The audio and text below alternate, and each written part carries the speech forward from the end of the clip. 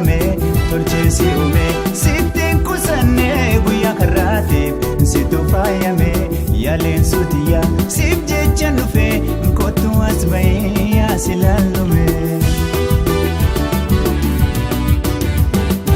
Hogguus ilaalanii hedduu bareeda bifa amalaan waa hundaan adda.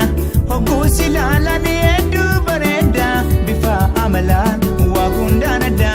Ijaan si garguuf meeqatu kaawwe ka har'a dhufnee na pesheenawe.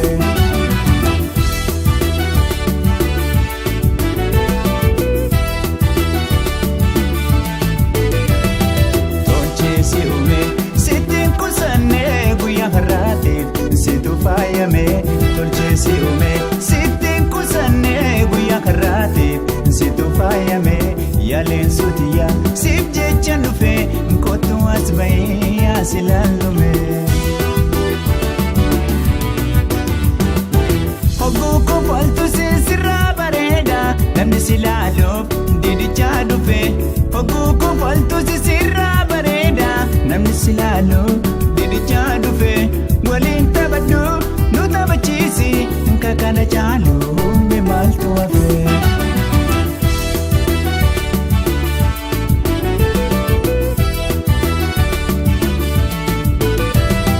Tolcheesi uume sittiin kusannee guyyaa har'aatiif situ faayame tolcheesi uume sittiin kusannee guyyaa har'aatiif situ faayame yaaleen suutiyaa siif jecha dhufee kottu as bahee as ilaalume.